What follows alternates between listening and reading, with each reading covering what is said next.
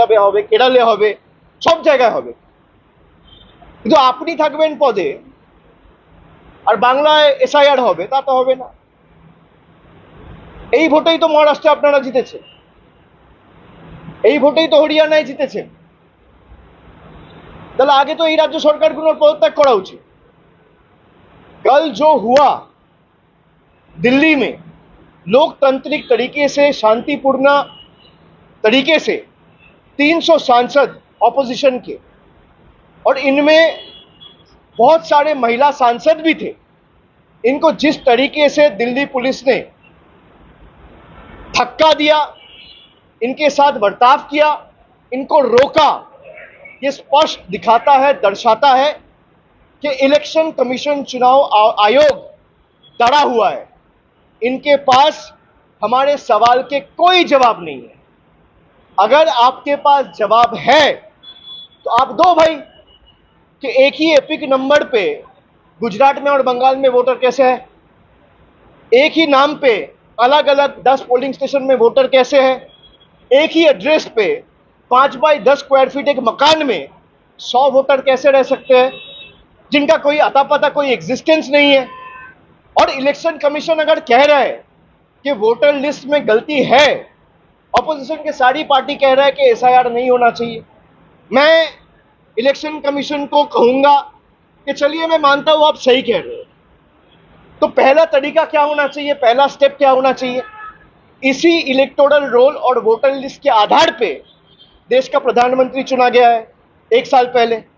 इसी voter list और electoral roll के आधार पर बीजेपी के 240 सांसद चुने गए हैं। इसी वोटर लिस्ट के आधार पे देश के गृह मंत्री चुने गए हैं। इसी वोटर लिस्ट के आधार पे देश के स्वास्थ्य मंत्री चुने गए हैं, रक्षा मंत्री चुने गए हैं। इसी वोटर लिस्ट के आधार पर जो इलेक्शन कमीशन कह रहा है जिसमें फेक वोटर है, इसी वोटर लिस्ट के आधार पर यही सांसद जो चुने गए हैं वो आने वाले दिन में राष्ट्रपति चुनेंगे, उपराष्ट्रपति चुनेंगे। तो पहला कदम चुनाव आयोग का यह होना चाहिए कि अगर वोटर लिस्ट में कोई भी इरेगुलरिटी है तो भाई लोकसभा डिसॉल्व होनी चाहिए। आप लोकसभा डिसॉल्व करिए, पूरा देश में एसआईआर करिए, कोई दिक्कत नहीं है।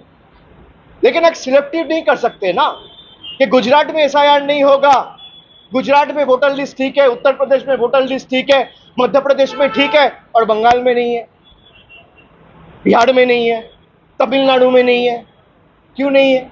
आपको पता है कि बिहार में अगर लोग वोटाधिकार, अपना लोकतांत्रिक अधिकार प्रयोग करेंगे तो आप हारोगे, आप चुनाव जीत नहीं सकते लोकतंत्र तरीके से।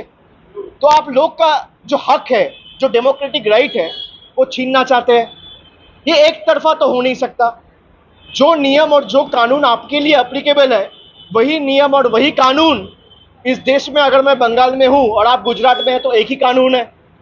भाई अगर एसआईआर आप करना चाहते हो तो आप एसआईआर करिए, लेकिन पहला कदम लोकसभा डिसॉल्व होना चाहिए।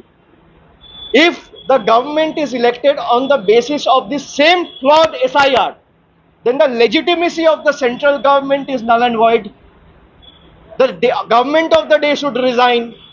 The union government should dissolve. The Lok Sabha should be dissolved. आप लोकसभा डिसॉल्व करिए, पूरा देश में 140 करोड़ के देश में, पूरा देश में, हर एक प्रदेश में आप एसआईआर करिए, कोई दिक्कत नहीं है।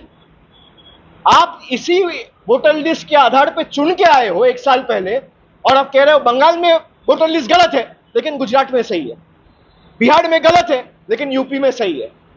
भाई अगर गलत है तो आपके ऑपोजिशन, हमारे ऑपोजिशन जितने भी दल हैं, वो स्पष्ट आपके पास सबूत के बदौलत आपके पास इंफॉर्मेशन रखा है कि वोट चोरी कर्नाटका में भी हुआ है, यूपी में भी हुआ है, गुजरात में भी हुआ है और बिहार में भी हुआ है।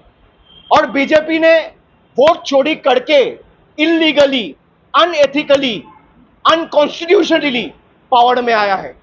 अगर एसआईआर होगा तो पूरा देश में होगा और उसके लिए पहला कदम प्रधानमंत्री से लेकर पूरा कैबिनेट को इस्तीफा देना होगा, लोकसभा डिसॉल्व करना होगा, उसके बाद आप एसआईआर करिए। ठीक है, ये मैं स्पष्ट करता हूं। बहुत बहुत शुक्रिया।